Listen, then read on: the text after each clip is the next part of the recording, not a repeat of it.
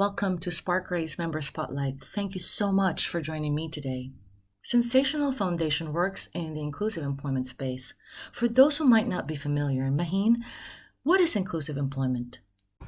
Inclusive employment is another way of commonly referring to the hiring and employment of people with disabilities. So what SENsational Foundation does is support candidates who have disabilities in finding and securing suitable and equitable employment. We also provide disability inclusion trainings and workshops to organizations and companies who want to hire more candidates with disabilities. So tell me, very interesting, how did the foundation start? So the story I'd like to share here is actually that of our founder and director, Friede Schroff. Friede was having a dinner with a friend, and this was a person using a wheelchair. So prior to the dinner, she spoke with them and asked them the usual questions that you would ask a person with any mobility issue entering a public venue. Stuff like, do you need support coming over? Do you need me to pick you up? Do you need help assembling the wheelchair? And they simply replied, I won't be needing any support. I'll be driving over there. Later, when she went to greet them, she was met with the sight of them having driven themselves over there, and as she watched them assemble their wheelchair without any need for assistance or support, she had her own little moment of realization that she had held on to an unconscious bias of what capabilities that person had because of them being in a wheelchair. And I think that is a really powerful example because it illustrates that inclusivity and an inclusive person is not something that operates as a checklist that you can tick off and suddenly you're inclusive. It's not something that you can switch on and off. It's a journey that occurs throughout your life as you encounter different types of people, different types of disabilities.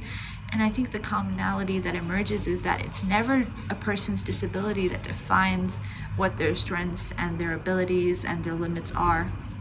And so to assume that a specific disability brings with it a certain set of limits and barriers and strengths is actually a very narrow-minded way of perceiving disability overall.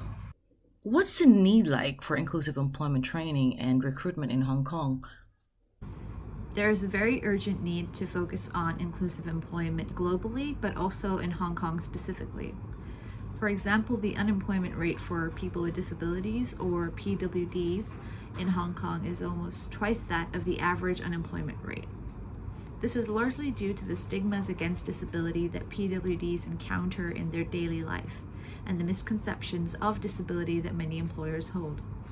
Even when there is an overt discrimination against PWDs, there is often unconscious bias that affects the way that employers, hiring managers, or colleagues choose to interview or choose to not hire candidates with disabilities or choose not to invite that population even to gain access to those opportunities. I understand that you've grown along with the foundation through its journey over the past 13 years, from a social enterprise to now a fully fledged Section 88 charity.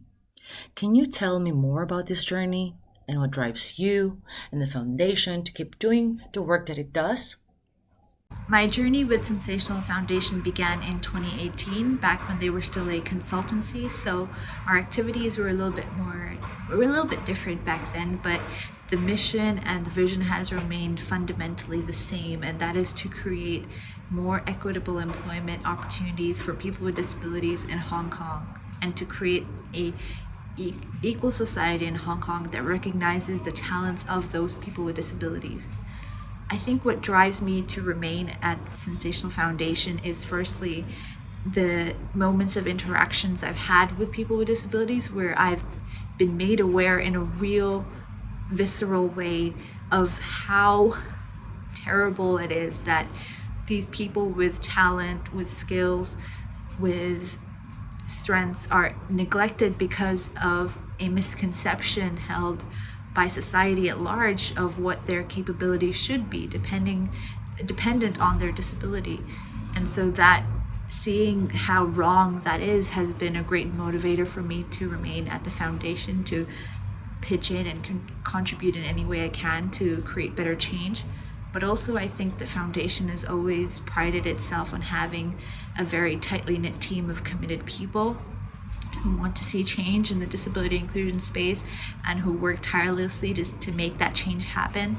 And while there have been some new phases, there have been some people who have moved on, I think that there hasn't been a single person that hasn't taught me or empowered me to be more mindful of the impact I choose to make in my career and in my education and in my life generally when it comes to how I uplift other members of society.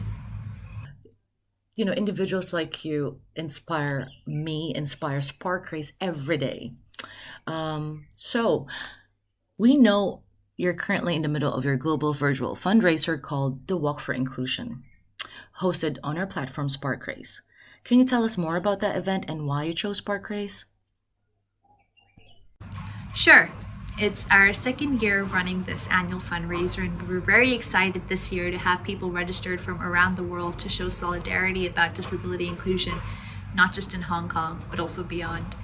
One of our staff members, Lolita, actually created the event out of an idea she had to both help people's physical and mental wellness, as well as to draw attention to the cause of disability inclusion. So we built off of that initial idea and saw immense success in the first event last year, and have expanded the event this year to create more opportunities for engagement and spread the word even further through corporate partnerships and other routes. The beautiful thing about the event is that anyone, anywhere can participate in the way that they choose to. So for example, we're organizing an inclusive yoga class in conjunction with a consulate here in Hong Kong, where people of varying abilities can do yoga together and also contribute what they can at the end of the event.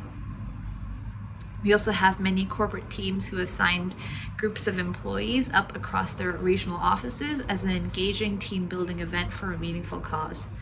And we have groups of social or family teams who just do a casual hike or run or walk and donate what they can at the end.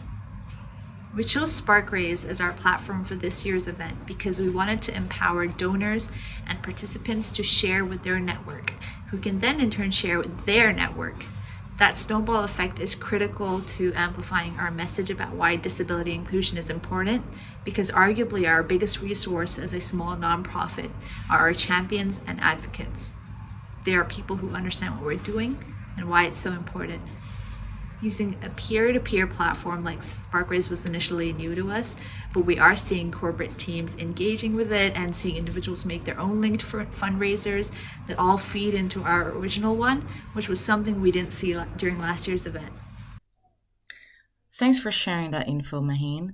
So I understand the walkathon is still going on until the end of November, right? How can people get involved? You can sign up as an individual, pair, family team, social team, or corporate team. We are open to everyone who wants to do some form of exercise for a meaningful cause. You can sign up via our website, SENsationalHK.org, where you'll see the poster and registration form on the home page, and you can also track our progress via our Spark Race page if you search the words Walk for Inclusion SENsational Foundation.